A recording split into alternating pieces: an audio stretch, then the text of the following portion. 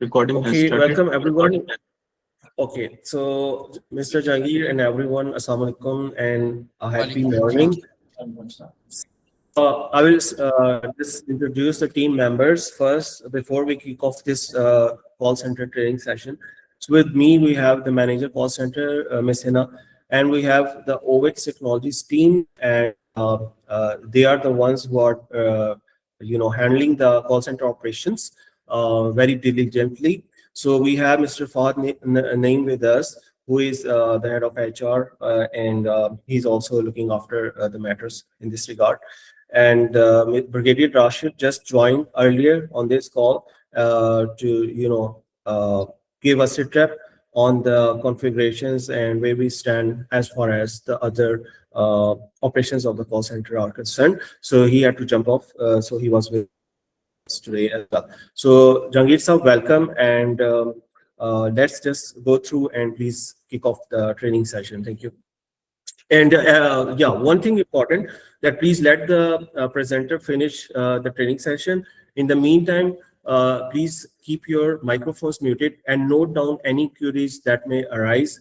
And later on, Mr. Jahangir will give us ample time to raise the queries and discuss. So please, during the session, let him finish first. And when he says just throw the queries, then you are most welcome. Right? Thank you. Carry on, please. Thank you. Thank you. Thank you.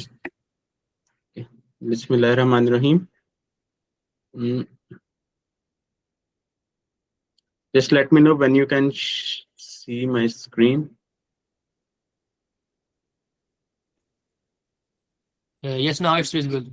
Okay, sir. Bismillahirrahmanirrahim. I think I have logged in. Yes. Okay.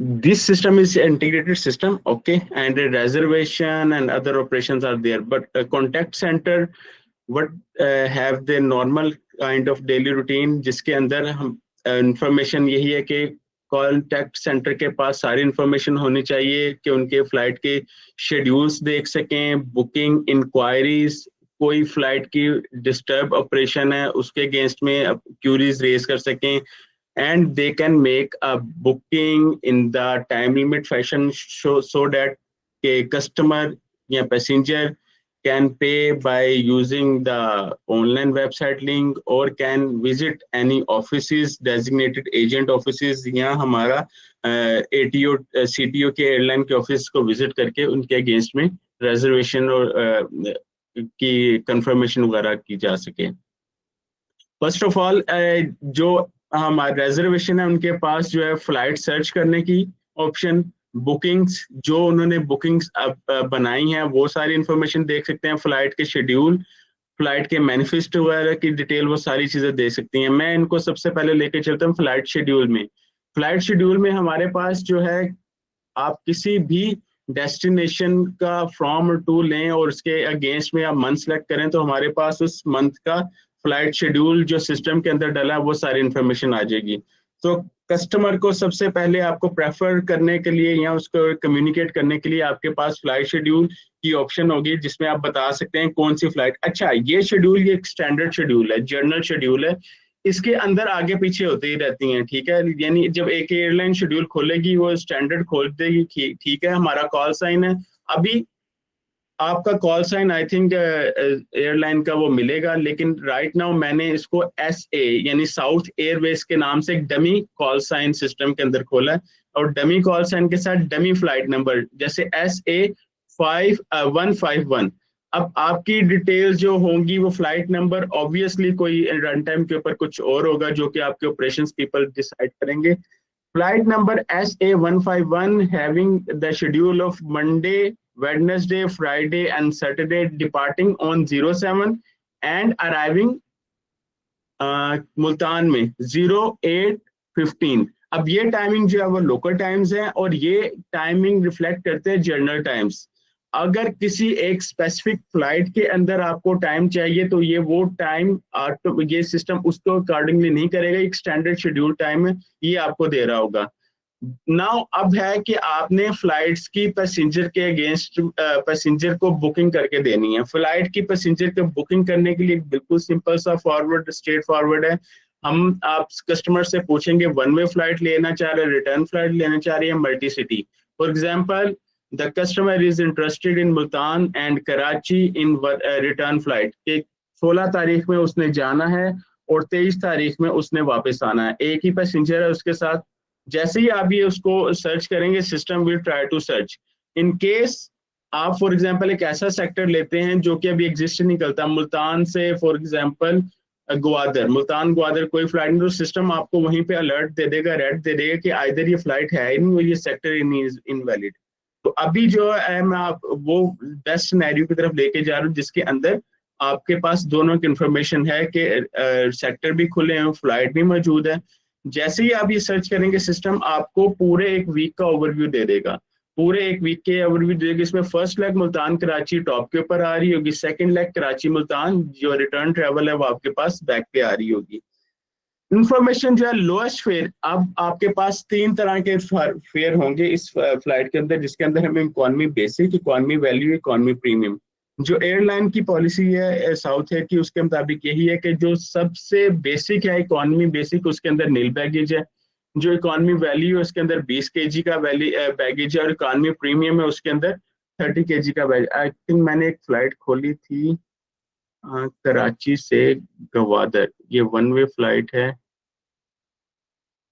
जी। ये मैंने कराची ग्वादर मैंने अपनी change कर ली search. Karachi Gwadar के अंदर जो है ना 3 तरह के फेयर पड़े हुए हैं, economy basic, economy value, economy premium. अब इनकी अलग अलग सीट्स की रिक्वायरमेंट है, अलग अलग फेयर की रिक्वायरमेंट है, अलग अलग पॉलिसीज इनके ऊपर लगी हुई हैं। इकोनॉमी बेसिक के ऊपर आप कोई बैगेज कस्टमर को अलाउ नहीं है, हैंड कैरी कितना अलाउ है ये एयरलाइन की पॉलिसीज डिसाइड करेंगी। इकोनॉमी वैल्यू के ऊपर 20 kg और इकोनॉमी प्रीमियम के ऊपर 30 kg का बैगेज है, इनके फेयर अलग है। ठीक है, मैं इसमें आपके साथ ले लेता हूँ इकोनॉमी वैल्यू का, जिसका 20 kg का डिटेल। अब फ्लाइट की डिटेल्स है वो आप जैसे डिटेल्स को क्लिक करेंगे आपको एक्चुअल डिटेल्स बता रहे हैं कि कौन सा एक्चुअल टाइम ऑफ डिपार्चर है, डेट भी और टाइम भी। अब ये सारा लोकल में दे रहे हैं, और इक्विपमेंट हमारे पास ATR एयरक्राफ्ट कॉन्फ़िगर किया हुआ है, और ये जो फेयर है ये पर अडल्ट फेयर है। ठीक है, आपने इसको चाइल्ड और या इन्फेंट के लिए रेफर नहीं करना। चाइल्ड और इन्फेंट अगर लिया है तो नेक्स्ट पेज के ऊपर सिस्टम ब्रेकअप शो करेगा, चाइल्ड के लिए क्या है, इन्फेंट के लिए क्या है। और जो भी रिस्ट्रिक्शन या रिफंड अगर करना होगा तो सिस्टम जो है ना, अगर 2 सेक्टर लिए फॉर एग्जांपल कराची ग्वादर, ग्वादर कराची, दोनों की रिफंड पॉलिसीज डिफरेंट है, लेकिन कराची ग्वादर पे सबसे हाईएस्ट चार्जेस होते हैं रिफंड के या पेनल्टी चार्जेस। तो सिस्टम जो कराची ग्वादर को as a first leg consider करेगा, उसकी पेनल्टीज जो है ना वो कैलकुलेट करके बताएगा after reservation has been done. I have just selected economy value, economy value I think मैंने रिटर्न लिया है Karachi and Gwadar, one adult 16th of Jan, economy value and book. अब नेक्स्ट पेज के ऊपर जाएंगे, आपको ये सिस्टम सारा ब्रेकअप शो कर देगा कि बेस फेयर क्या था, एयरलाइन चार्जेस और चार्जेस वगैरह क्या अप्लाई हो रही हैं, फेयर चार्जेस और टैक्सेस, टैक्सेस की क्या डिटेल है, वो सारी चीज अप्लाई हो रही है। मैं आपको दोबारा से जाके मैं इसके चार्ट के साथ एक ले लेता हूँ, कराची गवादर वन वे, एक अडल्ट, एक चाइल्ड और एक इन्फेंट।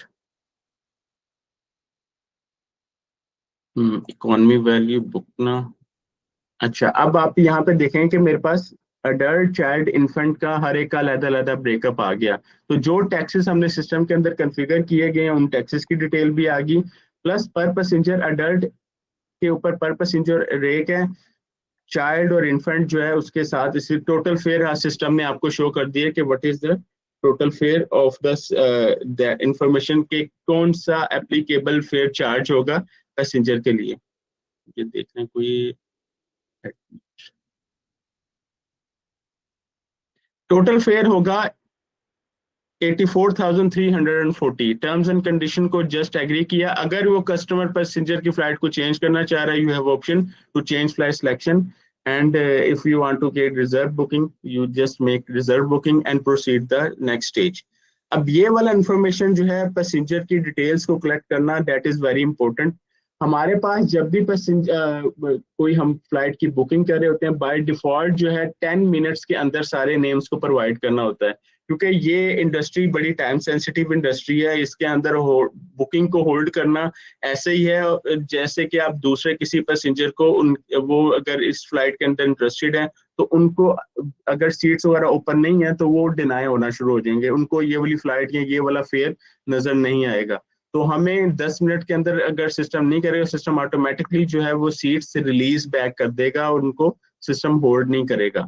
मैंने जस्ट डमी डिटेल्स डाल रहा हूँ पैसेंजर्स की.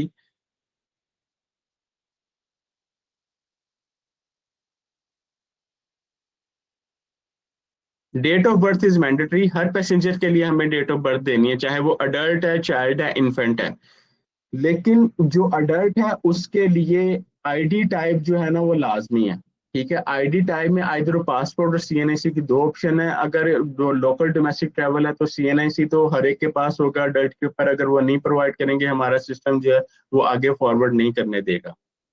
और लेकिन जो चाइल्ड और इन्फेंट्स हैं इनके लिए जो है हमारी आईडी ऑप्शनल है. अगर मौजूद है तो हम इसको कैप्चर कर सकते हैं, लेकिन हम इस सारे प्रोसेस को इन्फेंट और चाइल्ड के लिए स्टॉप नहीं करेंगे. और सिस्टम उसी के अकॉर्डिंगली जो है ना वैलिडेशन परफॉर्म करेगा. अब जैसे ये मैंने इन्फेंट की डेट ऑफ बर्थ जो मैंने स्किप कर दी, so I have to pass on skip. For example मैंने इन्फेंट की बर्थ 2023 कर दी. अब मैं अपडेट करूंगा, सिस्टम मुझे स्टॉप करेगा क्योंकि इन्फेंट की date of birth must be within 2 years. अगर 2 साल के अंदर नहीं होगी तो सिस्टम जो है ना वो ऑटोमेटिकली मुझे स्टॉप कर देगा. और इसके अंदर बता रही कि 16 जनवरी जो है ना उसके बाद होना चाहिए 2024.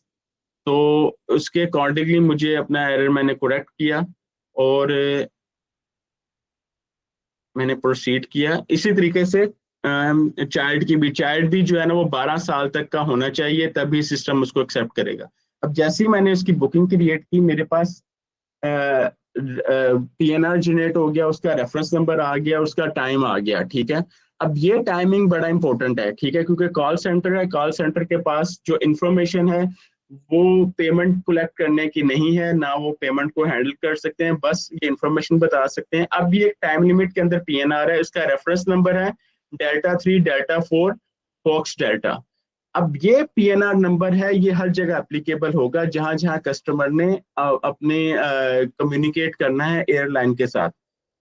अभी क्योंकि इसका स्टेटस है बुकिंग स्टेटस, ठीक है, जो बुकिंग ये जनरेट हुई है इसका स्टेटस है BK.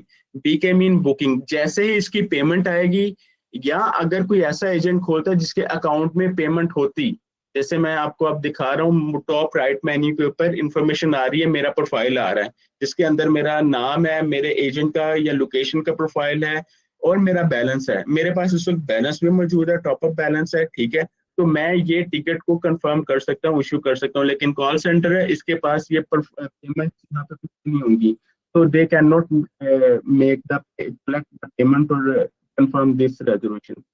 Once this reservation is paid, आपको यहाँ पे कोई टाइम लाइन कुछ भी नजर नहीं आ रहा होगा, वो बस सिस्टम आपको बता रहा होगा कि ये रेजर्वेशन कंफर्म्ड है और पेड है ग्रीन कलर के साथ.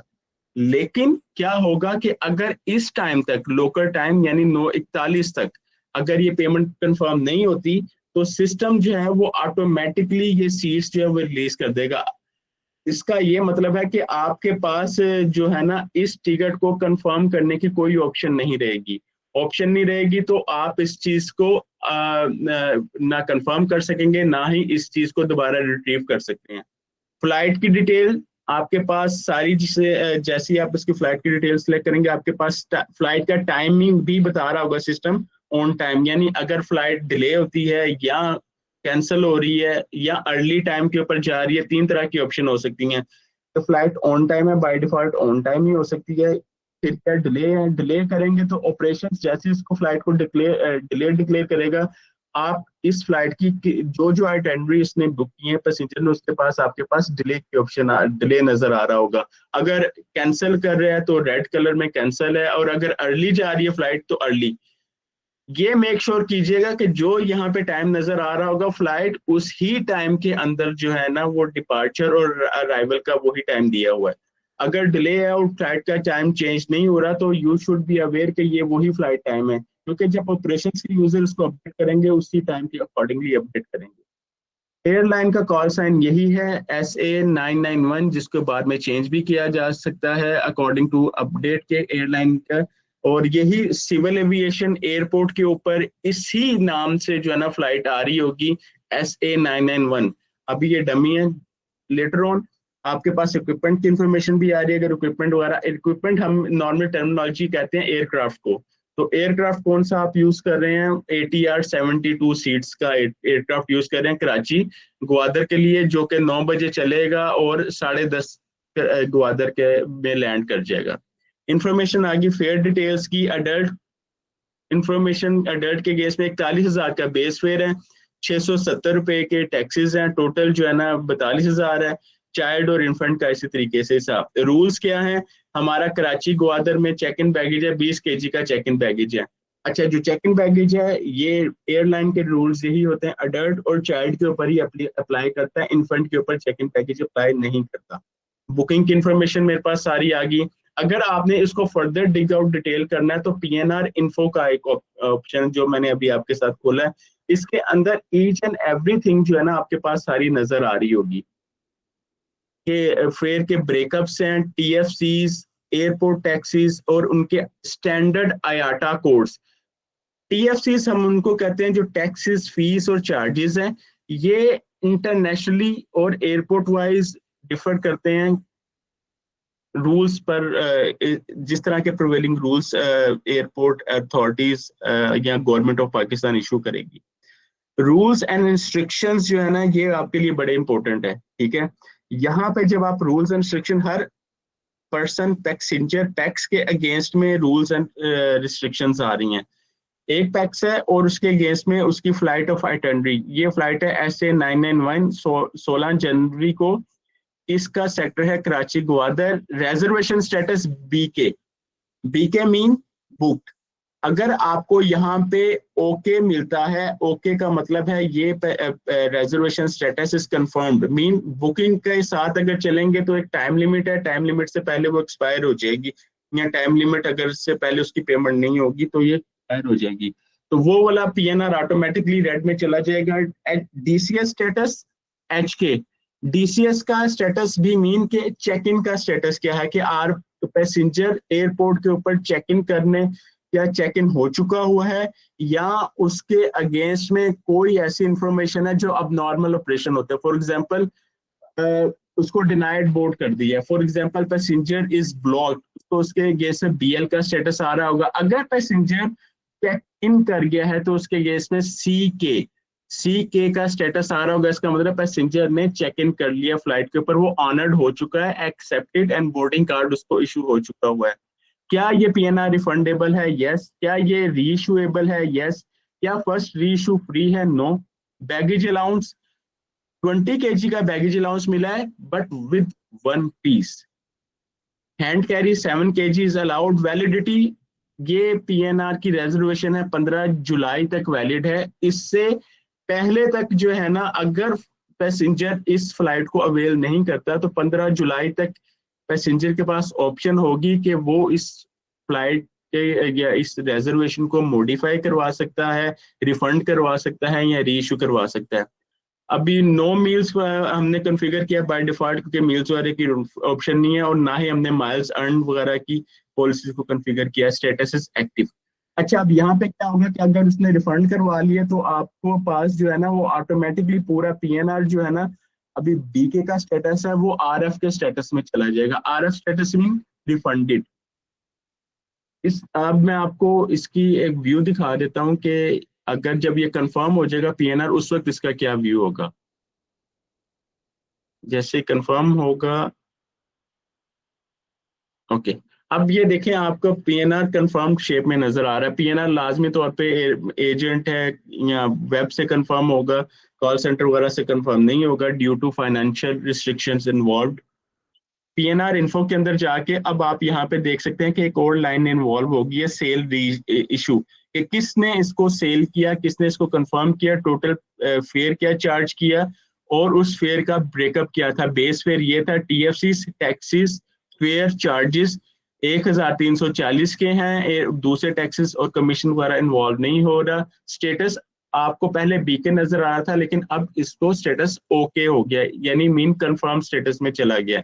अब कंफर्म स्टेटस में चला गया तो इसकी आप सारी चीजें टिकट्स वगैरह भी सारी देख सकते हैं, वो भी मैं आपके साथ दिखा देता हूँ। अब जब रूल एंड रिस्ट्रिक्शन थी ये सिर्फ बुकिंग के लिए थी, जैसे ही कंफर्म हुआ तो अब चेक इन की इंफॉर्मेशन का भी सारी आपको डिटेल नजर आ रही है कि क्या पैसेंजर चेक इन हुआ नहीं, ये अभी एच के स्टेटस में पड़ा है और स्टेटस डेट कब इसका लास्ट स्टेटस जो है चेक इन का आया था, बुक है, ऑफलोडेड है, चेक इन है या बीएल है। ये वो स्टेटसेस हैं जिनके अगेंस्ट में आप वेरीफाई कर सकते हैं चेक इन का, पैसेंजर के अगेंस्ट में, ईच पैसेंजर के चेक इन के अगेंस्ट में आप उसका स्टेटस आप देख सकते हैं।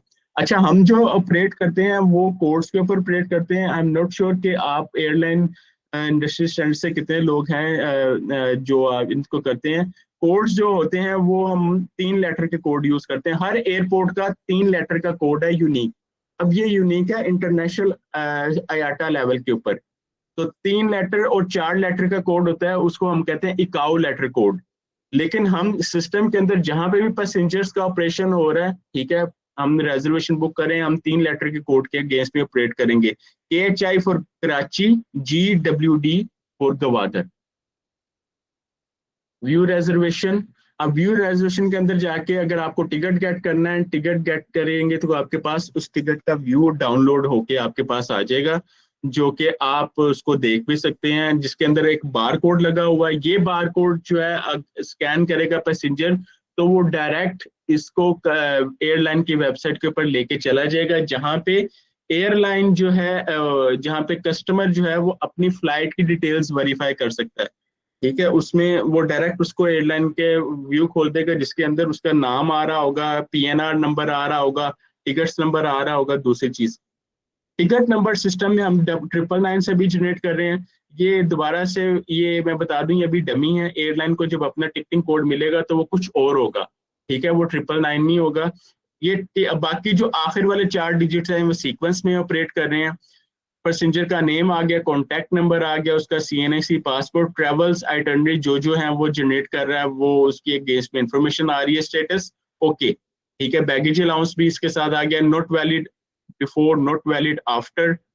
हमने 3 पैसेंजर बुक किए थे तो इस PDF की फाइल में आपको 3 पैसेंजर्स के अलग अलग 3 पेजेस नजर आ रहे हैं। हर पैसेंजर जो यहाँ पे अलग प्रिंट आउट लेके एयरपोर्ट के ऊपर जाके इसको एयरपोर्ट के जो चेक इन एजेंट्स हैं उनको ऑनर कर सकते हैं for the check in on the flight, designated flight. मैं इस टिकट को बंद करता हूँ और मैं दोबारा से आता हूँ, ठीक है। ईमेल टिकट करेंगे तो पैसेंजर को जो है ना वो उसके जो गिवन उसने ईमेल एड्रेस दिया उसके ऊपर ऑटोमेटिकली जो है वो ईमेल चली जाएगी विद दैट इंफॉर्मेशन। आपके पास ये ऑप्शन है क्योंकि आप एयरलाइन के स्टाफ हैं और चेक इन है, पैसेंजर का नाम जो है वो एक दफा इशू हो गया तो वो चेंज नहीं हो सकता। हाँ, अगर कस्टमर का अपना ईमेल एड्रेस अपडेट करवाना चाह रहा है, फोन नंबर एड्रेस अपडेट करवाना, फोन नंबर और कुछ ऐसी डिटेल्स हैं जैसे वो उसका ID नंबर गलत लग गया है, ठीक है, तो वो आपके पास ऑप्शन होंगी। आप अपने ड्यू डिलिजेंस या ड्यू जो एयरलाइन का प्रोसेस है उसको अडॉप्ट करते हुए वेरिफिकेशन आपको चाहिए। ये वो चीजें हैं जो आपकी अपनी पॉलिसीज होंगी जिसको आपने खुद हैंडल करना है कि हमने कौन से पैसेंजर का जो है ना वो ईमेल एड्रेस चेंज करना है, क्या हमने कोई इसकी वेरिफिकेशन करनी है। इस तरह की इंफॉर्मेशन जो है ना वो आपके पास होनी चाहिए ताकि आप इन सारे प्रोसेस को सिस्टम के थ्रू जो सिस्टम के थ्रू कैरी फॉरवर्ड कर सकें। इसके बाद आपके पास PNR इन्फो हिस्ट्री वगैरह आपके पास आ रही होगी, सारी डिटेल के पैसेंजर ने कौन सी फ्लाइट बुक की थी, कौन से नेम ऐड हुए थे, कब कब टिकट उसने व्यू की। अगर इंटरनेट से उसने टिकट वगैरह व्यू की तो आपके पास ticket view IBE internet booking engine, IBE stands for internet booking engine, जो वहां से बुक हुई होगी या वहां से टिकट किसी ने व्यू किया है, रिट्रीव किया है, वो सारी हमारे पास हिस्ट्री मेंटेन हो रही है। एक आपको दूसरी बात बताऊं कि हमारा सिस्टम जो है जुलू यूटीसी टाइम जोन के अंदर चल रहा है, जो कि पाकिस्तान के टाइम से 5 घंटे पीछे है। ठीक है, तो अगर आपको कहीं पे भी LT लिखा आ रहा है, LT का मतलब है लोकल टाइम, और अगर आपके पास कहीं पे जुलू या टाइम जोन नहीं लिखा आ रहा, इसका ये मतलब है सिस्टम जनरल टाइम यानी UTC टाइम के अंदर ऑपरेट कर रहा है, जो कि पाकिस्तान से 5 घंटे पीछे है। क्योंकि इंटरनेशनल एयरलाइन है तो सारी इंटरनेशनल एयरलाइंस जो है ना अपने आप को UTC में मेंटेन करती हैं। Time zone system local automatically convert करेगा based on the user profile. For example, आप कराची से लॉगिन है तो कराची की जो टाइम जोन है वो आपके प्रोफाइल के अंदर एसोसिएट किया हुआ है, तो आपको कराची के टाइम से जहाँ पे दिखाना होगा वहां पे लोकल टाइम LT करके सिस्टम आपको दिखा देगा। PNR रिफंड रीइशू, ये वो है जो कि आपने एजेंट्स को बताना होगा कि हमारे रिफंड के चार्जेस क्या है, रीइशू क्या है, पॉलिसीज क्या अफेक्ट कर रही हैं, इस तरीके से। क्योंकि आप वही कॉन्टैक्ट सेंटर है तो आपके पास एक्चुअली एक्शन तो नहीं परफॉर्म कर रहे होंगे, ना रिफंड कर रहे होंगे, ना रीइशू कर रहे होंगे, लेकिन आपके पास ये हो सकता है कि आप कस्टमर पूछना चाह रहा है कि मेरा जो है ना मुझे ये तीनों सेगमेंट्स जो हैं रिफंड करने हैं आज ही कराची ग्वादर का, तो मुझे अमाउंट बता दें कितनी अमाउंट चार्ज हो सकती है। तो मैं रिफंड अमाउंट प्रीव्यू के ऊपर जाऊंगा, तो क्योंकि इसकी मैंने पॉलिसीज अभी नहीं लगाई कराची ग्वादर की, तो मुझे बता रहा है कि इस पॉलिसीज की वजह से सिस्टम जो है ना वो आपको अभी रिफंड अलाउ करने नहीं देगा। रिफंड के अगेंस्ट में कराची मुल्तान की कुछ मैं आपको दिखाऊं, कराची सखर आई थिंक इसकी ये मैंने एक PNR खोला जो मेरे पास पड़ा हुआ था। ये रिजर्वेशन इसकी एक्सपायर्ड हो चुकी हुई है 31 दिसंबर, और इसलिए जो है ना ये PNR ना इसके आपको कोई इसका लेफ्ट मेन्यू राइट मेन्यू इसका नजर नहीं आ रहा, क्योंकि ये एक्सपायर्ड हो चुकी है तो इसके ऊपर आप कोई ऑपरेशन नहीं परफॉर्म कर सकते। एक्सपायर्ड रिजर्वेशन एज तकरीबन 10 से 15 मिनट के अंदर ऑटोमेटिकली सिस्टम जो है ना रिमूव कर देगा। इस सिस्टम के बैकग्राउंड के ऊपर जॉब चल रही होती हैं, वो सारी इसको देखती हैं और खुद रिमूव कर देती हैं जितनी एक्सपायर्ड बुकिंग है।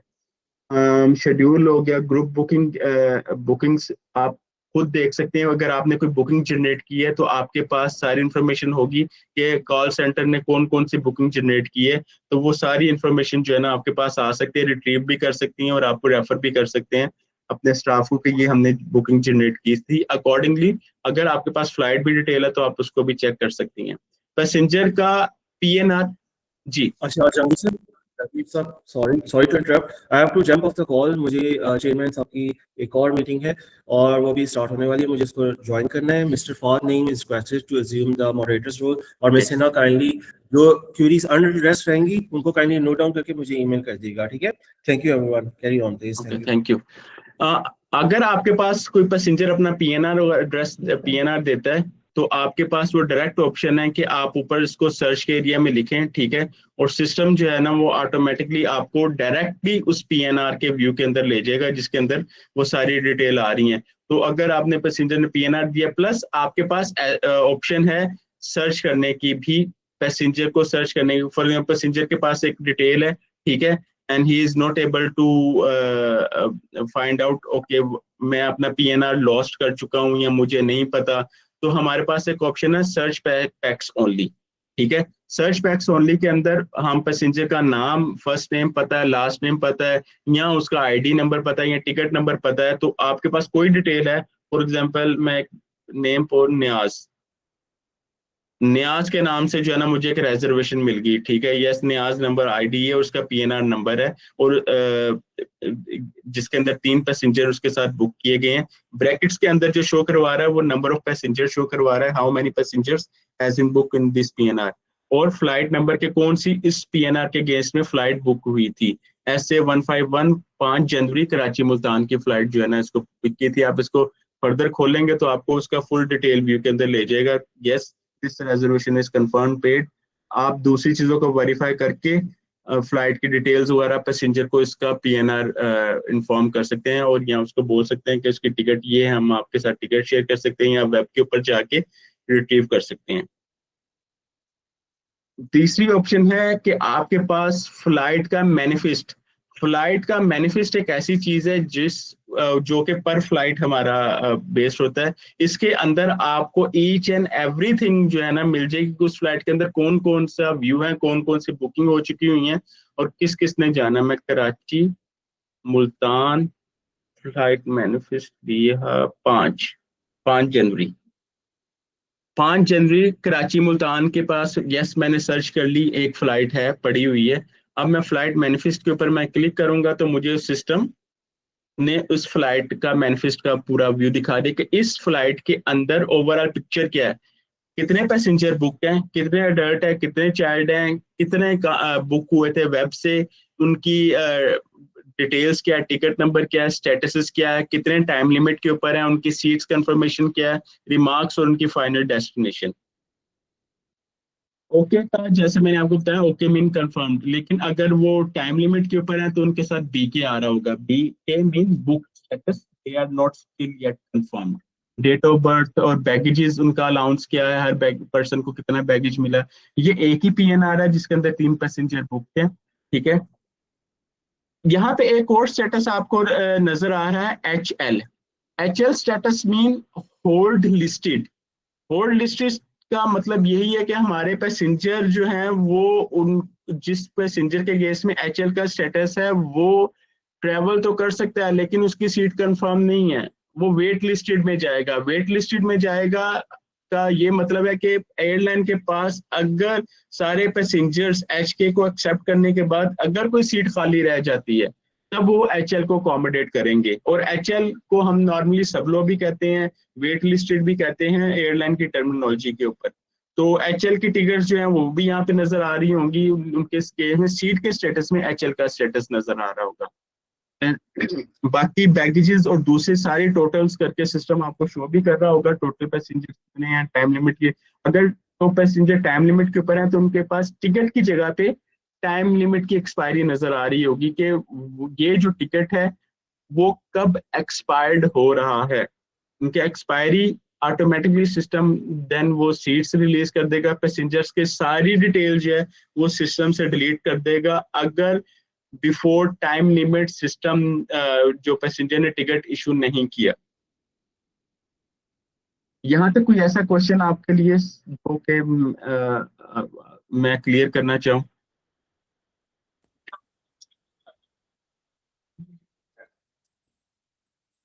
जी सर। अच्छा, इसमें पेमेंट प्रोसेस जो है वो क्या होगा कि कस्टमर को जब हम बुकिंग शेयर करेंगे तो वो किसी अकाउंट नंबर के अंदर अपनी पेमेंट भेजेगा क्या? और ओके सर, मैं आपको साउथ एयर का वेबसाइट का व्यू दिखा दूं, ठीक है। ये वो है इंटरनेट बुकिंग इंजन जो कि इंटीग्रेट होगा वेबसाइट के ऊपर, ठीक है। यहाँ पर क्या है कि बुकिंग का प्रोसेस ये है कि अगर उसके पास PNR आ गया और टाइम लिमिट के अंदर है तो कस्टमर वेबसाइट के ऊपर जाके खुद उसकी बुकिंग कर सकता है और उसके अगेंस्ट में परफॉर्म। मैं आपको एक बुकिंग सर्च कर लेता हूँ वेबसाइट का। अभी मैं जो व्यू आ गया मेरे पास, ये वेब का व्यू आ गया, ठीक है। वो वाला पार्ट जो है ना, वो पार्ट था आपका पोर्टल, कॉल सेंटर का पोर्टल। कॉल सेंटर के पोर्टल के अंदर जितनी रूल्स एंड रिस्ट्रिक्शन थी वो मैंने आपको दिखा दी। अब वहां पे एक बुकिंग जनरेट करके रख दी है, बुकिंग जनरेट कर दी हुई है कॉल सेंटर के स्टाफ ने, ठीक है। और वो कस्टमर पे करना चाह रहा है, कैसे पे करना चाह रहा है वो मैं आपको वेबसाइट से जो है ना ऑप्शन देता हूँ। अब ये वेबसाइट जो है उस चीज को भी कवर करेगी, और कस्टमर जो है खुद अगर पे करना चाह रहा है, कस्टमर अगर खुद बुकिंग बनाना चाह रहा है तो उसका प्रोसेस अगर आप उससे एक्सप्लेन करना चाह रहे हैं तो वो भी आप यहाँ से कर सकते हैं। तो मैं एक ऑप्शन फ्लाइट लूंगा कराची से गवादर की। कराची से ग्वादर 22 तारीख को मेरे पास एक अडल्ट है, ठीक है, मौसी की, और वन वे मैंने फ्लाइट ले ली। Currency by default PKR, there is nothing else. Friday को मैंने फ्लाइट्स ली नील बैगेज की कराची ग्वादर से 40,970 का फेयर है। ये मैंने 20 kg का बैगेज सेलेक्ट कर लिए, इकोनॉमी वैल्यू। बुक नाउ में जाऊंगा, पैसेंजर की डिटेल आएगी जो मुझे एंटर करनी होगी यहाँ पे। क्योंकि ये वेबसाइट है तो यहाँ पे कस्टमर को खुद डिटेल प्रोवाइड करनी है, और each and every detail they has to provide themselves और एक्यूरेटली।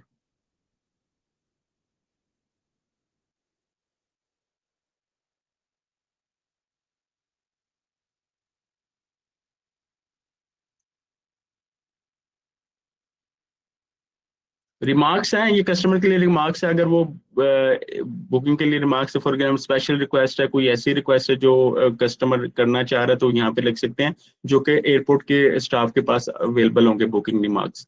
जैसे मैंने इसको बुक कंफर्म किया, सिस्टम ने मुझे PNR जनरेट करके दे दिया और उसकी टाइम लिमिट दे दी। ठीक है, अब ये देखें यहाँ पे 7:04 UTC टाइम, 10 जनवरी, और 10 जनवरी जो है ना 12:04 कराची टाइम। अब ये कराची में जो 12:04 के ऊपर टाइम की कंफर्मेशन है, तो ये लोएस्ट टाइम का स्लैब अभी लगा हुआ है, जो कि इसको रिस्ट्रिक्ट कर रहा है कि आपने फौरन जो है ना पेमेंट करनी है। इसके साथ उसकी इंफॉर्मेशन आ गई, सारी detail, transportation, taxes and fees. अब यहाँ पे आप जब नीचे जाएंगे तो आपको बुकिंग स्टेटस में मिल रहा है, ठीक है, with time limit status, confirmed HK confirmed. लेकिन यहाँ पे आपके पास ऑप्शन है कस्टमर के पास पेमेंट करने की, कि वो खुद इंटरनेट पेमेंट गेटवे से जाके इस इतनी अमाउंट जो अभी 42,170 की अमाउंट जो है ना वो पेमेंट गेटवे से खुद कर सकता है। अपनी वो पैसेंजर डिटेल एंटर करेगा, first name, last name, billing address, country, billing code, और पे फास्ट की बाय डिफॉल्ट सेलेक्ट होगी। हमें इससे पेमेंट गेटवे से हमने इसको इंटीग्रेट किया है। प्रोसेस पेमेंट जैसे ही हम करेंगे, सिस्टम जो है उसकी वैलिडेशन परफॉर्म करेगा, कोई डाटा एंट्री के ऊपर गलती तो नहीं है, और हमें यूजर को रीडायरेक्ट कर देगा इंटरनेट पेमेंट गेटवे की साइट के ऊपर। इंटरनेट पेमेंट गेटवे की साइट के ऊपर अभी हमारे पास जो है डमी डिटेल है, ये डमी है बिल्कुल।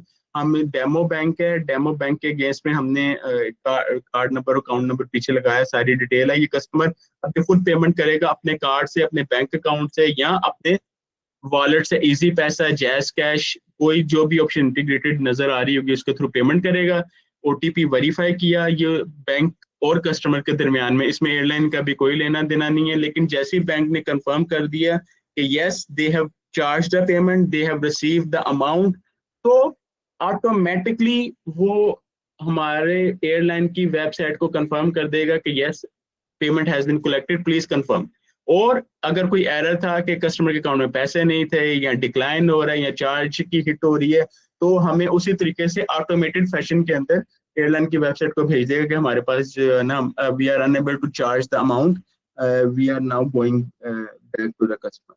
लेकिन यहाँ पे क्योंकि डमी है, डेमो के अंदर अमाउंट हैज बीन चार्ज, जैसे ही वो पेमेंट हुई तो हमने ऑटोमेटिकली, हमें पता चल गया कि सिस्टम ने वो पेमेंट चार्ज होगी, हमने reservation is confirmed and paid now. ठीक है, इसका ये मतलब है कि ये सारी कंफर्म हो चुकी है टिकट, और स्टेटस इज ओके नाउ। यहाँ पे अब आपको बीकन ही नजर आ रहा होगा। कंफर्म का मतलब है कि अब पैसेंजर के पास टिकट इशू करने के लिए गेट टिकट करेगा तो सिस्टम जो है ना उसे ऑटोमेटिकली वेबसाइट से ही टिकट का सारा व्यू दे देगा, और वो जो डाउनलोड कर सकता है अपने पास प्रिंट ले सकता है फॉर एयरपोर्ट के अराइवल और एयरपोर्ट के ऊपर चेक इन करने के लिए। इसी तरीके से अगर उसको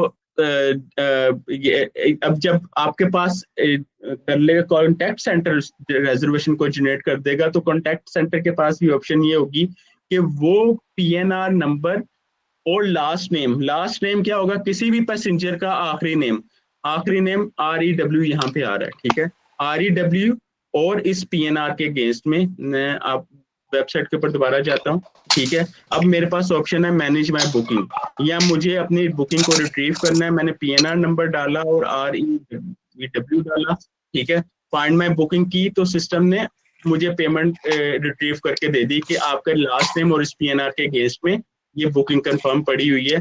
जिसको अगर वो कंफर्म्ड नहीं हुई होती, ठीक है, अगर CSR कॉन्टैक्ट सेंटर ने जनरेट किया, तो उसके पास ऑप्शन यहाँ पे आ रही होती, पेमेंट करो। यहाँ पे पेमेंट करने की भी ऑप्शन आ रही होती, टाइम लिमिट और सारी स्पेसिफाई कर रही है। तो ना अपना बिलिंग एड्रेस, बिलिंग डिटेल्स और सारी चीजें जो है ना वो एंटर करेगा, और उसी तरीके से कस्टमर अपनी वेबसाइट के ऊपर ले जाएगा और बुकिंग जनरेट कर देगा। तो यहाँ तक कोई ऐसा क्वेश्चन? क्लियर है टीम? जी फाद साहब।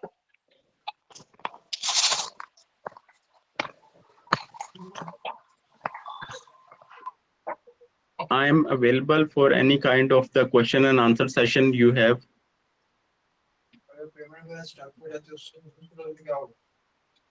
Okay. सॉरी आपकी आवाज कम आ रही है, मुझे अपना नाम बता देंगे सर? जी आतिफ कॉल सेंटर एजेंट है, जो कंफर्म करना चाह रहे हैं कि अगर पेमेंट वगैरह स्टक हो जाती है तो उस सूरत में क्या करना होगा।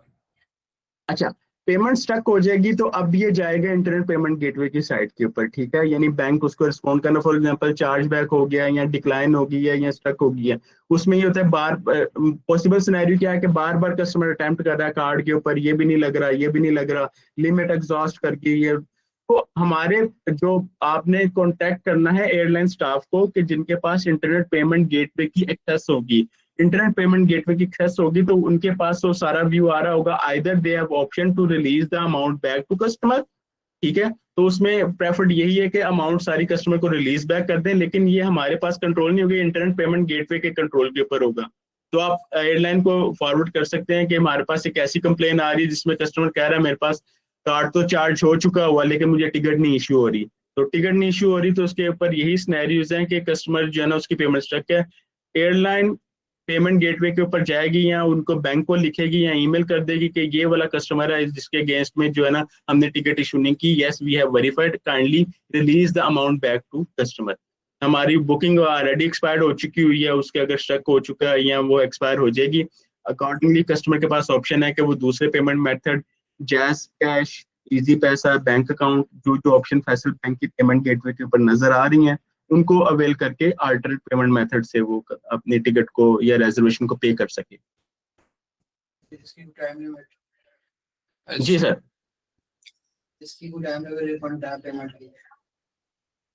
सर आपकी आवाज कम आ रही है, सॉरी।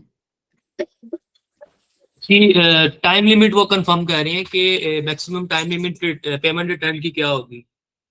अच्छा, ये डिपेंड करता है एयरलाइन पॉलिसीज के ऊपर, ठीक है। आप इसके लिए जो है ना वो एक सेशन रख लें मिस हिना के साथ, ताकि वो आपके साथ वो एयरलाइन रिप्रेजेंटेटिव हैं, दे विल बी बेस्ट। हो सकता है इसके ऊपर आपने मैक्सिमम टाइम बताना, हफ्ता भी लग सकता है, 15 दिन भी लग सकते हैं, 20 दिन भी, क्योंकि ये डिपेंड करता है कि अगर डेबिट कार्ड है तो वो तो शायद 1 या 2 दिनों के अंदर हो जाए, क्रेडिट कार्ड है उसके लिए 10 दिन भी लग सकते हैं या 15 दिन भी या 30 दिन भी लग सकते हैं। तो और अगर वो क्रॉस कंट्री है तो वो ज्यादा उसका वर्स्ट सिनेरियोज है। हम पेमेंट सिर्फ और सिर्फ पीकेआर में कलेक्ट कर रहे हैं, पीकेआर के अलावा हमारी कोई करेंसी बॉकेट नहीं है। तो अगर कोई किसी का कार्ड यूएसडी में है, किसी का यूरोप में है या सऊदी रियाल में है, amount will be charge in the PKR accordingly. तो उसकी जो सेटलमेंट चार्जेस हैं, उसके जितने भी चार्जेस हैं वो कस्टमर को खुद बेयर करना है और उसको खुद पूछना कि इसके अगेंस्ट में मेरा अमाउंट क्या चार्ज होगी, करेंसी एक्सचेंज के रेट्स क्या होंगे। एयरलाइन का इससे कोई लेना देना नहीं है कि आपका सेटलमेंट बैंक, आपका कार्ड बैंक क्या आपसे चार्ज करता है इनके सेटलमेंट के चार्जेस में। बाय डिफॉल्ट जो हमने अभी बुकिंग की टाइम लिमिट रखी है मैक्सिमम वो 48 घंटे की है, कि बुकिंग यानी based on the flight selection. For example आपने 2 हफ्ते की फ्लाइट सेलेक्ट करते हैं या 3 हफ्ते की या अगले महीने की करते हैं तो मैक्सिमम 48 घंटे की बुकिंग टाइम लिमिट मिलेगी, लेकिन कम से कम जो 15 मिनट की मिलेगी। तो इसके दरमियान में वेरियस स्लैब्स हैं जो कि हो सकता है 48 घंटे के बजाय 24 घंटे की मिल जाए, इस तरह से। तो वो आप जो है ना उनकी पॉलिसीज को देख के बता सकते हैं कि कितना टाइम उसको लग सकता है पेमेंट करने के लिए। ऑलराइट सर, इसके अलावा सर हमारे पास कोई ऐसी कंडीशन है कस्टमर अगर ऑनलाइन पे नहीं करता है, वो कहते हैं जस्ट आप बुक कर दें तो मैं थ्रू कैश वहां पहुंच के कर दूंगा, तो एग्जैक्टली ये ऑप्शन है आपके पास। जो आपका एयरलाइन के ऑफिसेज हैं जिनको हम एटीओ कहते हैं, ATO stands for airport ticketing office, CTO stands for city ticketing office. तो एयरलाइन के नॉर्मली 2 ऑफिस होते हैं, जैसे कराची के अंदर एक एयरपोर्ट के ऊपर होगा, एक कहीं सिटी साइड के अंदर होगा, इसी तरह मुल्तान में भी होगा। तो आप उनको कॉन्टैक्ट डिटेल दे सकते हैं। ओके, आप हमारे यहाँ एटीओ में चले जाएं या सीटीओ में चले जाएं और वहां पे अपना पीएनआर नंबर रेफरेंस दें, पेमेंट दें, and they will able to confirm your booking and issue ticket over there. तो ये बुकिंग रेफरेंस नंबर है, या डायरेक्ट वहां पे जाके अपने ट्रैवल काउंसलर या ऑफिसर्स उनको जाके बताएं कि ये मेरी डिटेल्स मुझे जाना है, वो आपके अकॉर्डिंगली टिकट के अंदर उस वक्त में जो फेयर आ रहा होगा उसके केस में टिकट कंफर्म करके आपको इशू कर देंगे। एग्जैक्टली। तो सर इसमें ये कंडीशन नहीं है कि हम यहाँ से सिस्टम से बुकिंग उसकी बना दें, तो बुकिंग में जो फेयर आ रहा हो वो हम उसे बता सकते हैं? जी जी बिल्कुल, आप फेयर बिल्कुल जैसे ही आप करेंगे वो फेयर, वो जो डिटेल है वो कंफर्म होगा जब तक कि वो टाइम लिमिट उसकी प्रिवेल करती है। तो वो वाला फेयर जो है आप उसी वक्त उससे बताएं कि ये आपका रेफरेंस नंबर है और इतनी आपकी अमाउंट है जो कि आपको पे करनी है पीकेआर के अंदर, और ये अमाउंट आप लेकर जाएं तब आपके पास। लेकिन एजेंट्स के पास आई थिंक एयरलाइन की पॉलिसी नहीं होती कि एजेंट से जाके कंफर्म करवा सके। तो एयरलाइन जो है ना आपको रेफर करना चाहिए एटीओ सीटीओ। एजेंट्स का नेटवर्क भी कराची में हो सकता है, उसके घर के साथ एक एजेंसी भी हो जो कि साउथ एयरपोर्ट से उसकी टिकट्स को बुक करती है, लेकिन वो नहीं कर सकेगा क्योंकि उसके अगेंस्ट में रेवेन्यू जो है वो एजेंट के पास चला जाएगा। और ये एयरलाइंस की ऐसी पॉलिसीज होती हैं जिनको वो प्लस माइनस करते रहते हैं।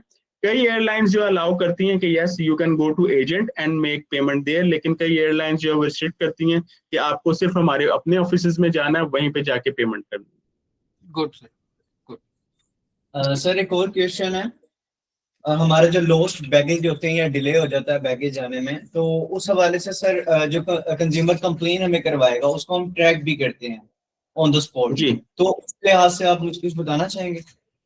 या अच्छा, वो जो कंप्लेंट्स होती है ना नॉर्मली उसके लिए एक फॉर्म होता है PIR, PLR और प्रॉपर्टी लॉस इंफॉर्मेशन, कुछ इस तरह का फॉर्म होता है, एयरलाइन की टर्मिनोलॉजी होती है, ठीक है। अब वो जो है फॉर्म उसको फिल करना होता है, कस्टमर को खुद फॉर्म फिल करना होता है। आज जब वो कस्टमर बैगेज लॉस्ट करेगा वो कहाँ पर होगा, वो एयरपोर्ट के ऊपर ही होगा, या मतलब लैंड किया होगा उसने कराची से ग्वादर में, अब ग्वादर के ऊपर वो एयरपोर्ट के ऊपर उसको बैगेज नहीं मिला तो उसको वहीं से ऑफिस जाना है, ठीक है, एयरलाइन के ऑफिस में जाना, वहां पे जाके एयरलाइन के ऑफिस के अंदर वो उनको फॉर्म देंगी, वो फॉर्म देंगे और उसके अगेंस्ट में सारी डिटेल उसने पैसेंजर को वहीं पे एंटर करनी होगी, ठीक है। वो पैसेंजर की डिटेल जो है ना वो फिर एयरलाइन के स्टाफ के पास जारी होगी, वो उनको लॉक करेंगे, उनके अगेंस्ट में जो है ना वो CRM के अगेंस्ट में सारी रिक्वेस्ट डाल देंगे कि यस ये कस्टमर ने की थी और ये फॉर्म था, बैगेज का कलर क्या था, उसकी डायमेंशंस क्या थी और उसका वेट कितना था, उसका जो कूपन होता है, ठीक है, जो टैग होता है बैगेज टैग, वो भी साथ लगाएंगे पैसेंजर के साथ। तो वो आपके पास CRM की ऑप्शन होगी, वो एयरलाइन के जो CRM की ऑप्शन जो है वो ज़्यादा मिस हिना आपको ज़्यादा बेहतर गाइड कर सकेंगे कैसे वो आपने उसको कैप्चर करना है या उसको फॉलो अप करना उन कंप्लेंट्स को। जी बात है सर। और कुछ हमारी सर्विसेज हैं जो हमारी साउथ एयर प्रोवाइड कर रही है, जिसके अंदर ब्रांडिंग सर्विसेज हैं, ग्रुप बुकिंग है और चार्टर फ्लाइट सर्विसेज हैं और कार्गो सर्विसेज। सर इनकी डिटेल्स क्या होंगी, जैसे ब्रांडिंग सर्विसेज की और ग्रुप बुकिंग वगैरह की? ब्रांडिंग सर्विसेज से आपकी क्या मुराद है कि कोई आप समहाउ कि अगर हम किसी एयरलाइन के ऊपर जाते हैं, जिस तरह के यूनाइटेड इमिराट्स में हो गई, इनकी जब हम लोग साइट्स विजिट कर रहे थे तो ये लोग जैसे कि हमारी अपनी साउथ एयर की भी वेबसाइट के ऊपर है कि हम लोग कुछ सर्विसेज प्रोवाइड कर रहे हैं, जिसमें ग्रुप सर्विसेज जो होती हैं, ग्रुप बुकिंग जो होती है, उसके अंदर हम लोग जैसे कि कोई 10 to 12 पैसेंजर्स हैं जो मिलकर एक ATR जो हम लोग बुक करेंगे, ATR 72 जो हम लोग जैसे करेंगे। ओके, जी जी जी इस जी हवाले बिल्कुल। अच्छा, तो क्या इंस्ट्रक्शन है? ये जो पॉलिसीज है ना ये आपकी जो नॉर्मली इस तरह की जब कॉर्पोरेट बुकिंग में आ जाता है, कॉर्पोरेट ट्रैवल में आ जाता है, ठीक है, हमारा एक ग्रुप है जो कि ग्वादर में इवेंट के लिए जा रहा है और वहां से जो है ना अगले दिन वापस आएगा और उनके 15 या 20 बंदों का ग्रुप है। तो नॉर्मली ये होता है कि एयरलाइन जो है ना इनको फॉरवर्ड कर देती हैं अपने रीजनल ऑफिस या सिटी ऑफिस के अंदर के, ठीक है, आप वहाँ पे हमारे सेल्स ऑफिसर्स बैठे हुए हैं, आप उनसे जाके डिस्कस करें, नेगोशिएट करें, वो आपको कोई फेयर देंगे। और फॉर एग्जांपल अभी 40,000 का फेयर मार्केट में चल रहा है तो वो कहेंगे हमारा कॉर्पोरेट है, हमें कुछ डिस्काउंट दें, तो उनको जो है 35,000 का फेयर आप एयरलाइन एलोकेट कर सकती है। तो ये वाली चीज है, ये पॉलिसीज है जिनमें आई थिंक आपका कॉन्टैक्ट सेंटर जो है ना वो बता सकता है, गाइड कर सकता है कि हम ये कर सकते हैं, लेकिन फाइनलाइज ऑफर नहीं कर सकता। फाइनलाइज ऑफर जो है ना वो एयरलाइन का जो बैठा हुआ है सिटी पिंक ऑफिस के अंदर प्लस उन्होंने कुछ इसकी वेरिफिकेशन भी करनी होती है, आइदर दे आर लेजिटमेट, या वाकई ये उनके पास बुक है, या कोई ऐसे फेक एजेंट्स हैं या फेक कस्टमर्स हैं जो कि हमसे पूछ रहे हैं। आप उन्हें बता सकते हैं कि yes we have option corporate travel booking, special fare भी है, हम आपको सारी फैसिलिटी दे सकते हैं, but customer has to visit our office and discuss over there and make some advance payment. Advance payment के अगेंस्ट में जो है ना फिर एयरलाइन अपना प्रोसेस री इशू करेगी कि हमें बुक ग्रुप टिकटिंग की रिक्वेस्ट हमें चाहिए, 20 बंदों का ग्रुप है और उसके अंदर हमें ये फैसिलिटी चाहिए, ब्रांडिंग भी चाहिए, हमें कोई स्पेशल जो है ना वो टाइम भी चाहिए कि हम 2 घंटे अर्ली कर सकें या 2 घंटे लेट कर सकें। तो इस तरह की जितनी भी रिक्वेस्ट हैं वो सारी प्रिवेल करती हैं एयरलाइन के साथ।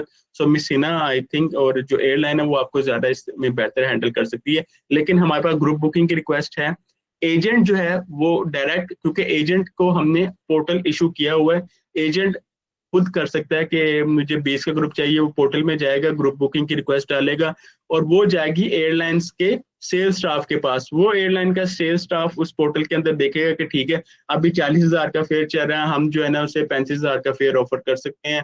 वो करने के बाद जो है ना अपने ऑफिसर से अप्रूवल लेके बैक ऑफिस यानी एयरलाइन के हेड ऑफिस में भेज देगा कि okay please create the reservation against this PNR for 20 passengers. तो एयरलाइन का स्टाफ वो PNR की बुकिंग जनरेट करके PNR जो है ना वो दे देगा स्टाफ को, अकॉर्डिंगली पेमेंट कलेक्शन वगैरह ये सारा प्रोसेस चल रहा होगा। सर एक और क्वेश्चन है कि कुछ एयरलाइन स्पेशल सर्विसेज देती हैं जैसे कि व्हील चेयर असिस्टेंस, तो क्या साउथ एयर भी व्हील चेयर असिस्टेंस वगैरह की इस तरीके की कोई इंस्ट्रक्शन वगैरह देगी या आगे? अच्छा, देखें मैं अभी जो जिस लेवल के ऊपर मैं आपसे बात कर रहा हूँ, मैं एज अ वेंडर बात कर रहा हूँ, ठीक है। मैं सॉफ्टवेयर का प्रोवाइडर हूँ जो कि साउथ एयर का रिजर्वेशन सिस्टम या इंटरनेट बुकिंग इंजन जो लेके चले गए। मैंने आपको सिस्टम के ओवरव्यू देने, लेकिन मैं पॉलिसीज के ऊपर नहीं बात कर रहा। एयरलाइन की पॉलिसीज जो है वो आपका एयरलाइन का स्टाफ देगा, यस, लेकिन सिस्टम के अंदर आपके पास जब आप रिजर्वेशन क्रिएट कर रहे होंगे आपके पास ऑप्शन आ रही होगी SSR की, इसको कहते हैं स्पेशल सर्विस। वो आपके व्हीलचेयर भी उसके अंदर आ रही होगी, व्हीलचेयर की कैपेसिटी भी आ रही होगी, और इसके साथ आपके पास आ रही होगी कि फॉर एग्जांपल मील अगर ऑफर हो रहे हैं, अभी तो मुझे नहीं पता कि मील ऑफर हो रही है नहीं। फॉर एग्जांपल एक पैसेंजर उसे डायबिटिक मील चाहिए, ठीक है, मैं वो नॉर्मल ईमेल नहीं, तो डायबिटिक मील की अगर SSR खुली होगी तभी वो बुक कर सकता है, ठीक है। इसी तरीके से व्हीलचेयर अगर पड़ी हुई है तो व्हीलचेयर बुक रिक्वेस्ट डाल सकता है। वो रिक्वेस्ट जो डालेगा बुकिंग रिमार्क्स के अंदर, वही रिमार्क्स जो है ना वो एयरलाइन के सारे स्टाफ को नजर आ रहे होंगे, एयरपोर्ट के ऊपर भी और उनके बैक ऑफिस के ऊपर भी, कैटरिंग वाले जिन्होंने अरेंज करना है मील्स वगैरह या जिन्होंने सर्विसेज अरेंज करनी है, तो सबके पास रिमार्क्स आ रहे होंगे। दे कैन एक्ट अकॉर्डिंगली कि हमें ये सर्विस देनी है नहीं देनी। लेकिन yes wheel chair is a standard, आप उसके रिमार्क्स है तो हर एयरलाइन जो है ना व्हील चेयर पैसेंजर्स को ट्रीट करती है विद ऑनर। जी बेहतर, thank you so much sir. जी एनीथिंग एल्स और we can conclude this session? Miss Hina? जी sir. Miss, is it okay if you have any question? Hello.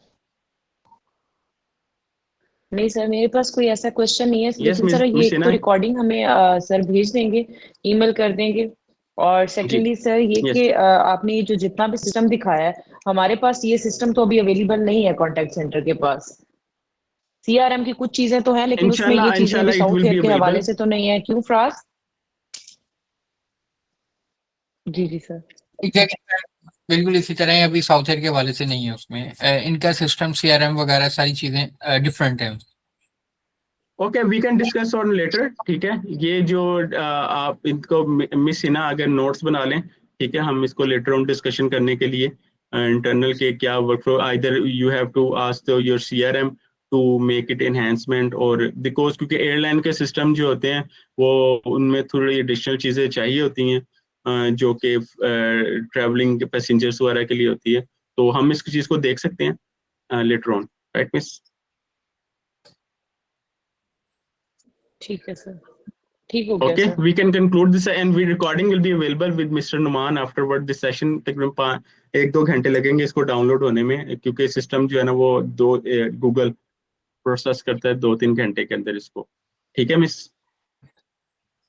Okay, thank you for any if ठीक you है have sir. any question you can Thank you contact so Mr. much. Numan or Miss Hina and then we can discuss accordingly. All Thank right, you. sir. Thank you sir Thank you, Okay, sir. sir. Salam. Ciao. Thank you so much, sir. Allah Hafiz. Hafiz. Allah Hafiz. जी, Allah.